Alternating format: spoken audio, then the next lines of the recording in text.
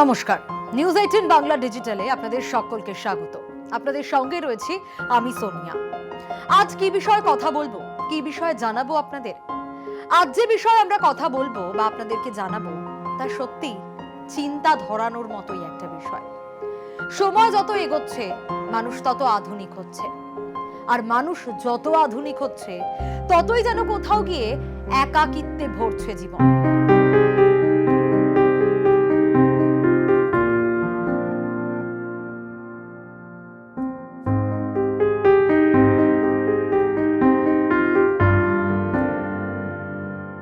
কেন এই কথা বলছি?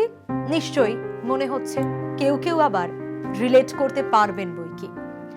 বয়স হলে অনেকেই অনেক রকম সমস্যায় পড়েন, কিন্তু রাস্তায় বেরিয়ে সেই কাজ করতে তাদের অসুবিধে হয়। আগে কথায় কথায় আমরা শুনতে পেতাম পাড়ার ছেলে, ওই পাড়ার ছেলেটা খুব কাজের, বিপদে ঝাঁপিয়ে পড়ে। এই ধরনের নানা কথা নিশ্চয়ই শুনতে পাওয়া যেত। কিন্তু ভাবুন, এখন সেই অর্থে তো পাড়া কনসেপ্টটাই বদলে গেছে, তাই না? পাড়ার ছেলে বলে কাউকে এখন সেই অর্থে কি খুঁজে পাওয়া যায়? হয়তো যায়, পাওয়া গেলেও তা খুব হাতে গোনা, খুবই কম।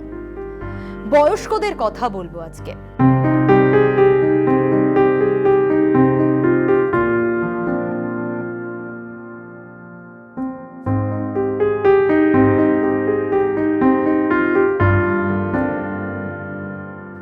কারণ বয়স্করা শুধু মানসিকভাবে নিঃসঙ্গ হয়ে পড়ছেন এটাই নয়, অসুস্থতার সময়ও দিশেহারা অবস্থা হয় তাদের। কি করবেন, কি করবেন না, কার সাহায্য পাবেন, কার সহায়তা পাবেন, বুঝে উঠতে পারেন না তারা। আর এই পরিস্থিতিতেই বিভিন্ন সংস্থার গুরুত্ব বেড়েছে। হ্যাঁ, ঠিক শুনছেন, বিভিন্ন সংস্থার গুরুত্ব বেড়েছে। আজ সেই কথাই জানাবো আপনাদের। ছেলেমেয়েরা কর্মসূত্রে বা বিবাহ সূত্রে অন্য জায়গায় চলে যান, কেউ কেউ তো প্রবাসী, অন্য দেশে বসবাস করেন, বাবা মার থেকে অনেক অনেক দূরে। হয়তো সিঙ্গেল চাইল্ড, বাড়িতে বাবা মা একা, তাদের কে দেখবে? কেউ 2 বছরে একবার আসেন, কেউ 3 বছরে, কেউ 5 বছরে, কেউ আবার 6-7 বছরেও আসতে পারেন না বাবা মার কাছে। সীমিত ছুটি, সেই ছুটিতে বাড়িতে এলেও তারা হয়তো বিভিন্ন কাজে ব্যস্ত হয়ে পড়েন। আর মেয়েদের ক্ষেত্রে তো শ্বশুর বাড়ি, বাপের বাড়ি দুটো দিককেই সামাল দিতে হয় সমানভাবে। আর কোনো কোনো ক্ষেত্রে বাবা মার কাছে না আসতে পারা, তখন সম্বল এই আধুনিক যুগে ভিডিও কল। কিন্তু তাতে ছেলে মেয়ে নাতি নাতনি একসঙ্গে সবাইকে নিয়ে বসা, গল্প করা, ছোটবেলার কথা বলা, খাইয়ে দেওয়া বা বাবা মায়েদের যে শখ মেটানোগুলো, সেগুলো আর এখন মেটে কই। বাবা মাকে রেখে বাইরে গিয়ে চিন্তায় থাকতে হয় ছেলে মেয়েদেরও। নিশ্চয়ই আপনারা বলবেন বৃদ্ধাশ্রমের কথা, কিন্তু এই বৃদ্ধাশ্রমে যারা থাকেন তা সত্যি যন্ত্রণার, বেদনারও বটে। কারণ নিজেকে যদি আমরা কেউ সেই জায়গায় রাখি, তাহলে আমরা বুঝতে পারবো যে বাড়িতে কেউ নেই, বাবা মাকে থাকতে হচ্ছে, বা বাবা বা শুধু মাকে থাকতে হচ্ছে বৃদ্ধাশ্রমে। এর চেয়ে যন্ত্রণার বোধ হয় সত্যিই কিছু নেই। কিন্তু এখনকার বৃদ্ধাশ্রমেও দেখা যায় যে চেষ্টা করা হয় যাতে সেই মানুষগুলো খুশিতে থাকে।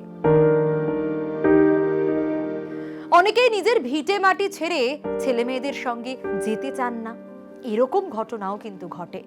কিন্তু মিস করেন, প্রতিটা মুহূর্তে মিস করেন বাড়িতে সবাই মিলে বসা, আড্ডা, গল্প গুজব।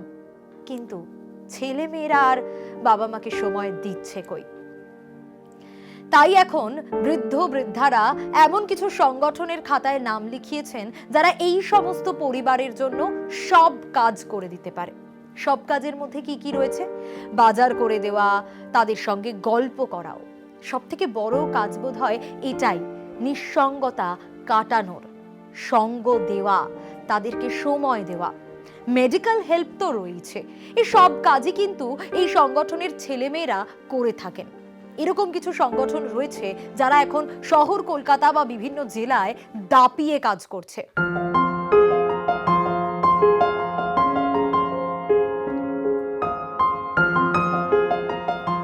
যে বৃদ্ধ বৃদ্ধারা, তাদের কিন্তু এই সংস্থার ছেলেমেয়েগুলোর সঙ্গে গল্প করতে বেশ লাগে।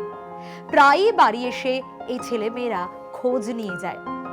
যারা ওল্ড এজ কেয়ার বা সিনিয়র সিটিজেন কেয়ারের উপরে কাজ করছেন, তারা বাড়িতে ডাক্তার নিয়ে যাওয়া থেকে, যদি অসুস্থ হয়ে পড়েন সেক্ষেত্রে সেই সময় হাসপাতালে ভর্তি করানো থেকে, তারপরেও ডাক্তারের সঙ্গে যোগাযোগ রাখা, একেবারে পরিবারের নিজের মতো করে ডাক্তার দেখাতে বা কোনো ধরনের যদি টেস্ট করাতে হয় সেক্ষেত্রেও কিন্তু একেবারে নিজের করে কাকু কাকিমা বা আঙ্কেল আন্টি, নিজের মানুষ ভেবে পাশে থাকেন এই সব সংস্থার ছেলেমেয়েরা।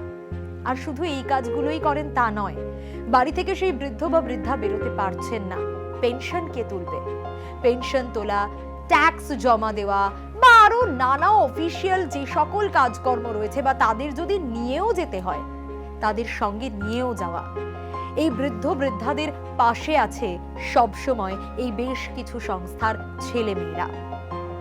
অনেক মানুষ তাদেরকেই কিন্তু নিজের ভাবেন, কারণ ছেলেমেয়েরা তো বাইরে, কি বা করবেন বলুন তো?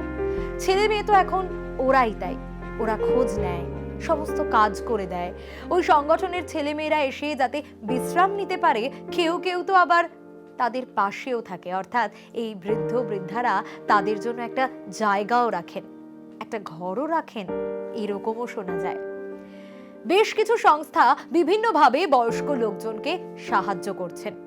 যেমনটা আপনাদের বলছিলাম, শুধু মেডিকেল ইস্যু নিয়ে সাহায্য করা নয়, বয়স্ক মানুষকে আনন্দ দিতে তারা নানান রকম অনুষ্ঠানের আয়োজনও করে থাকেন।